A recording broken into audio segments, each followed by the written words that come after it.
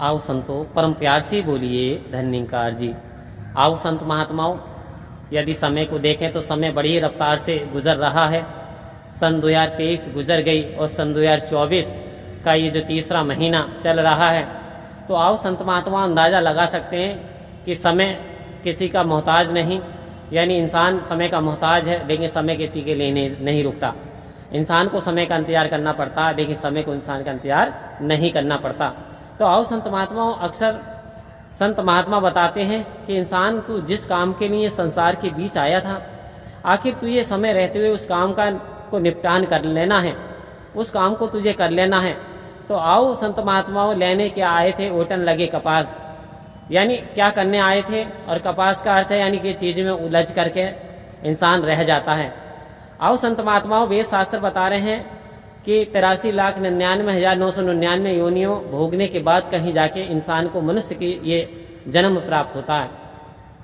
संत महात्माओं हीरा जन्म बता दिया है, कितनी यातना झेलने के बाद, इस जीव आत्मा को कष्ट होने के बाद मनुष्य की योनि प्राप्त होती है।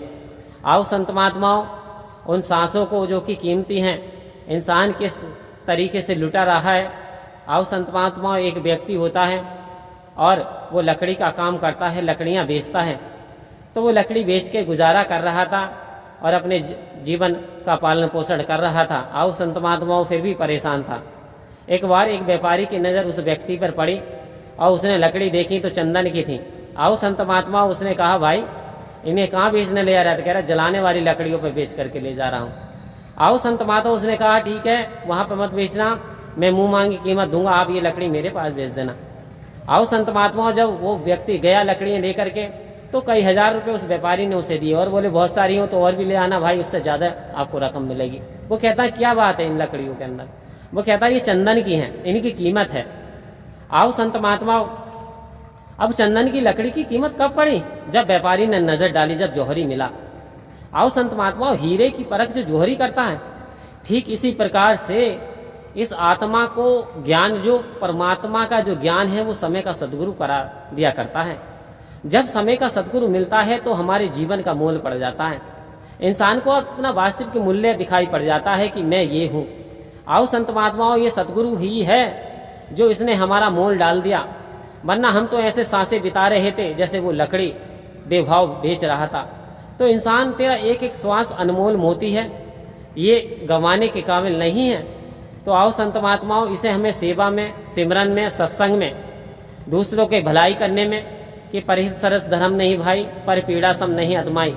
आओ संत महात्माओं, धर्म की यदि डेफिनेशन करें तो शिरोमणि गोस्वामी तुलसीदास जी ने कहा, संत महात्माओं, दूसरों का हित करने जैसा, भलाई करने जैसा, इससे बढ़ के संसार में कोई धर्म नहीं है।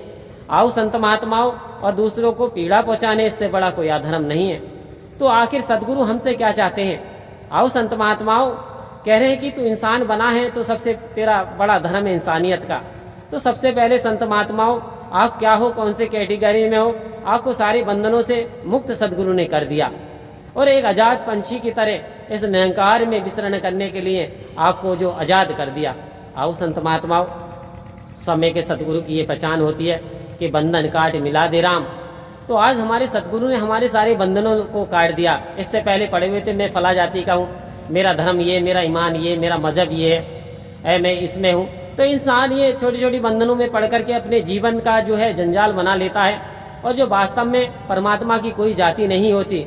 क्या ईश्वर की कोई जाति है? आओ संत महात्मा, सूरज सबके लिए समान रोशनी देता है, बादल सबके लिए समान वर्षा करते हैं। तो आओ संत महात्माओं, ऐसे ही परमात्मा के लिए सारे जीव, इस संसार के जीव समान है।